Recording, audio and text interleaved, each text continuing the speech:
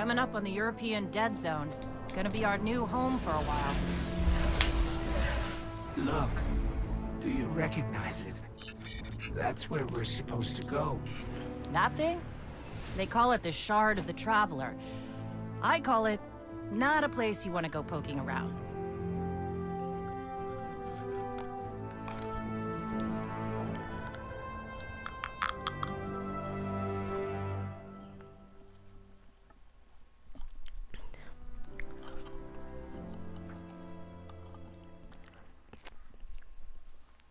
Dang, Coke almost went everywhere on me.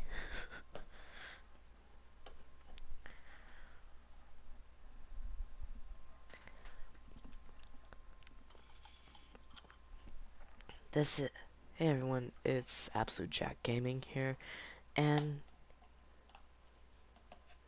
here we are with another Destiny 2 video. If you have not heard of Destiny 2, and this is your first time ever seeing my channel, Destiny 2 is a first-person shooter role-playing game, massive multiplayer online RPG FPS. MMO RPG FPS, so it's pretty crazy. It's in a pretty similar genre to what Call of Duty and Battlefield is. It's just this one is really cartoonish, and it's more focused around what you can do and like your maximum abilities, and it has a pretty good skill stuff to it.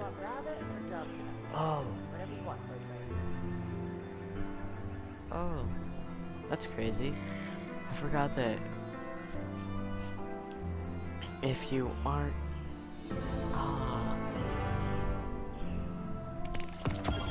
So we're gonna be picking up these basic emotes. The only reason why I have the Shadow Dance is because I actually pre-ordered the game, because I was so excited for it after the beta. I automatically fell in love with it. So we are gonna be grabbing the point because I have no use for it. There's the Wonder Wing. And so here's all of our weapons, and here's our Faded Light. And so here we are at our first safe destination, the farm.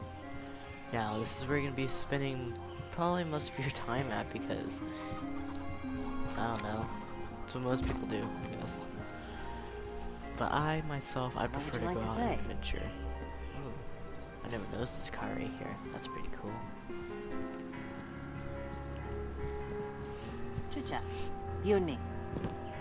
And so here we are talking to Tyra Karn. If you don't know who Tyra Karn is, she is the Cryptarch that was at the Iron Temple in Destiny 1. I am Tyra.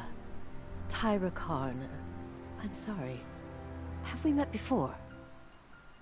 Losing my connection to the light has been disorienting. Now, I understand you seek the Shard of the Traveler. I too have dreamt of it. Its jagged, broken edge. A wound that never heals. But I do not trust its pull. Like us, the Shard no longer knows the light. Not since the Traveler cast it off during the collapse. For centuries it has twisted and corrupted everything around it. Where it lies is now a place of death. If you are determined to go, remember, we Guardians are no longer immortal.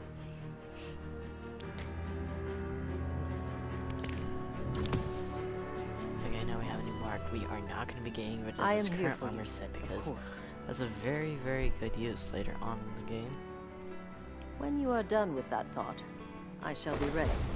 Okay, so here's our new mark. You see how I just went from 1 mobility to 0 mobility? Would that I could. That's the crazy thing about this mark. It has a hidden mobility much like stat, their purpose, history which is crazy because that makes it to where you can have 10 mobility builds on a Titan, which was thought impossible before. So more background on Tyra Karn. She was the Cryptarch at the Iron Temple in Destiny 1. And her personality went through a huge change in D2. Like with most characters, I don't really like all their sudden personality changes. Like Ikora used to be so strong and tough and honestly really awesome. Now she's just kind of like a little whiny butt baby at this point. And another thing, Cade, he used to be so cool. He used to be so joking and he was so awesome. But now he's just like a loner and he's still pretty funny. It's just he's not as funny. But he has opened up to us quite a bit, which is good. Which I like. And Zavala, he's more depressed now. He's not as stern and as strong appearing as he used to. Depress. And the factions, they've changed quite a bit, but we're not going to go over that because the factions aren't that important to the story. Whew. Lot of civilization. For me, at least. Of course, I've been living outside the city half my life. So, anyway, heard you want to go poke around that busted-up hunk of Traveler. You Guardians have a weird idea of a good time. Oh well. Lewis and I know plenty about trusting your gut. So I'm not about to stop you. I got enough to deal with here. Take that ship you flew here. At least it'll get you back faster. See all these refugees? I haven't lost one yet. Don't you be my first. Ma'am, yes ma'am. The Red War. Hawthorne prefers a solitary life, choosing to live beyond the wall. Despite this, she took charge of this camp to help the refugees of the city survive in unfamiliar and dangerous lands. She wants to help you out. She offers you a ship for your journey. Follow your vision to the Shard of the Traveler by completing the mission Spark in the European Dead Zone, aka EDZ. Okay, Tyra Hawthorne, she doesn't play that big of a part here at the farm, but she is a huge asset in this story later on. And she's also quite useful because she sells you armor and weapons and stuff like that. Bye. So she's pretty useful in that sense, but other than that, I don't know. Later on she becomes a clan master. Speaking of clan, I'm still in my old clan. Oh wow. Alice is still here. Oh man. Oh, I wonder where Rock is. Dude, my best friend Zay, Sindogs, he's still in Strength Unified Nations. That is cool, I forgot about that. Oh, the Zelda gamer, he was a really cool dude. Wow, we still have 44 members. Ah, there's Rock, the clan leader. I'm pretty good buds with this guy. So that's pretty cool. I was actually the one who designed this banner. I helped redesign the banner. I think it did a really good job. 2 hours back. And we hit level 6 in season 1 right 1 week right before the DLC came out. 1 week before it came out. That was just like really close. I was grinding like absolutely hard. Excuse me. Every week on all 3 characters just to get 15,000 XP in total to get us to level up the clan to level up a lot faster. Oh dear. It was crazy. It was quite the grind, but I'd say it's worth it because here whenever the clans are introduced to us, it lets us choose the clan stave, and the season 1 award, it has like red accents, and so I think that the redesigned banner looks pretty good with it. That's kind of how I redesigned this banner, it was to go with it. And so this was a really fun clan. Yeah, definitely don't leave the clan. But other than that, that was just like, this is a really fun clan. I know I'm talking about it too much, Please, Guardian. but you know, it was really fun. So this episode isn't going to be so much about exploring and going outside and Should have some kind of clan doing mixer, all the with story and stuff cookies like that. and- I'm going to show you No, no, guys no, no. the basic There's a war on. functions. So this technically isn't that canon of an episode. It just deals with Tyra Karn and Hawthorne for the most part, the story characters. Over here, in a little bit, will be Tess Eververse. I mean Eververse. Or Everest. There we go. Tess Everest. Tess Everest. I don't know. She's just like the Oh. money character, like the person that you go to spend your real life money on for what they call silver, which is the in-game premium currency. Now, that aspect is completely avoidable if you don't want to even touch it. And right here is your vault terminals. You walk up to it and you press and hold your square or your X button, depending on if you're on Xbox or console. I believe it's the G button on PC. I don't know. I have never played PC before. And right here would be your vault storage. Currently, right now, the maximum is 200. As you can see, since I literally just started out on this character in this playthrough, there's literally nothing in my vault. And here you've got your collections, which has all of your emotes you collected so far. You're giving all of these at start. And the shadow dance is something you only get if you pre-order the game. You have all your emblems right here. Another emblem right here. And above the emotes later on will be your exotic weapons, and underneath your exotic weapons, your exotic class armor, like your class's exotic armor. Like all the Titan exotics will be on the page below that. And here you can store anything you want: sparrows, spaceships, armor, weapons, anything you name it. You just can't put tokens in there because that was an exploit that they had to fix, because people were collecting 200 tokens and saving them for the next faction rally and just like spamming them all without having to work for anything, which I can understand them taking out, but you know, it was okay to leave, How in can my I opinion. help? And here is Darby 5530, the I need your postmaster, name, and she plays Underway. a good role because she's giving you all of your lost items that you lose out in the field. Well, you don't technically lose them, you just never picked them up in the first Ready place. and And so then, if you come up here, actually, right here, for a while, when Lord Shax, the Crucible Quartermaster, he will be standing right here. And if you come to the right, a stand-in gunsmith will be standing right here. Like, what I mean by stand-in is he's not the official gunsmith, he's just like taking place. There's Hawthorne. And then, so if you come up here, Cade will be standing here in the Hunter Vanguard. And then Zavala will be standing right here, and then Ikora will be standing right here later on. And so you have the Titan, Warlock, and then Hunter Vanguards. And they all play a pretty important role, because you can imagine they're like the leader of the City Defense Squad, whatever you want to call it. They're really important, and so yeah. I guess I'm going to end this episode off here because I feel like this has been a really rambly episode. I just wanted to go over some of like the basic functions and stuff like that. And, you know, just,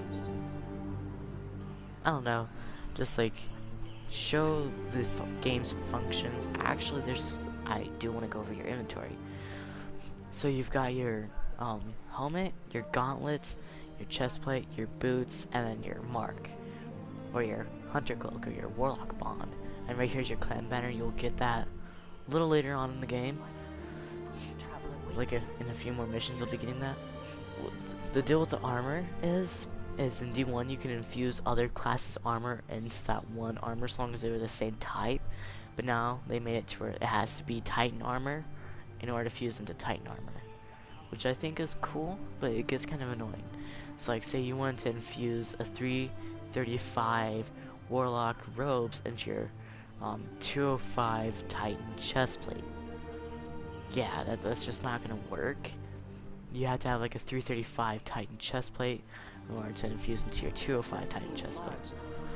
So that's the whole armor deal solved. And here's your ghost later on when you get more advanced ghosts. they will serve quite a purpose because they'll give you cool buffs and stuff like that, make it to where the game's a little bit easier on you, increases your quality of life.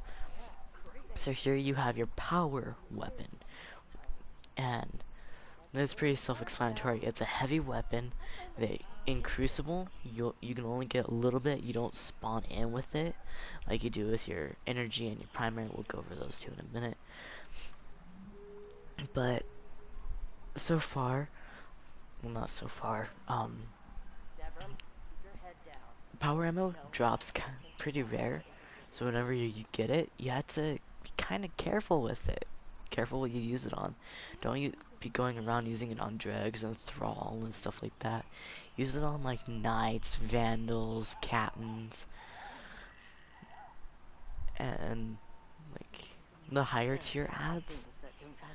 Like it's okay to use it on a yellow health drag, but other than that, you don't really need to use it. And so that's the power weapon. You can infuse other power weapons. You can't infuse gun, like primary and secondary guns into there. It's its own weapon type. Now with the new system in Destiny 2, say you have a primary submachine gun that's at 335, and you have an energy, or you have a kinetic submachine gun that's at 335, and you have an energy submachine gun that's at 205.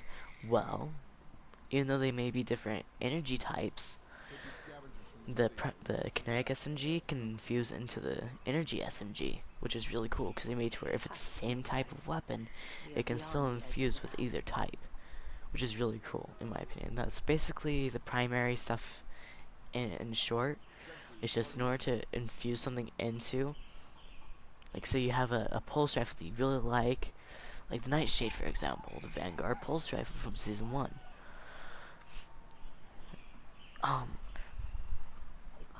And then you have like a Nurgle at 335 you don't like, and your Nightshade's at 330 or 300, and you want to be able to use it and have your base light up higher. Well then, you can infuse your Nurgle that you don't really like into your Nightshade that you love, and which is really cool. But the downside is you can't infuse an auto rifle into a hand cannon, which is honestly really realistic in my opinion, which I really like.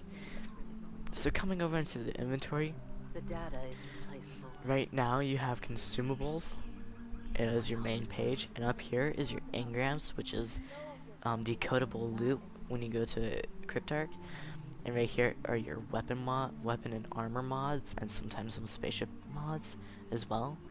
And then below that, here you have your shaders. They play a big part, especially in your fashion later on in the game. Once you hit level 10, you unlock them, but I don't recommend you start to use them until you reach over 20 or something like that. And then you find an armor set you really like, and coming back down to your character, here you have your spaceship, and then you have your sparrow or your vehicle, and then here you have your emblem, which is what's up here, and then you have your emote, and here you have your settings, everything like that. Beyond the edge of the map. So there's that. I'm gonna get my helmet off because I'm really proud of my Titan's face. And so here's your clan. I went over with clan, and plus we'll get a tutorial a little bit later on in the game. So I'm gonna end this episode off here, just trying to show some of the functions off and everything like that. And so yeah, this has been Absolute Jack Gaming, and I'm signing. Nope. This has been Absolute Jack Gaming, and I'm signing out.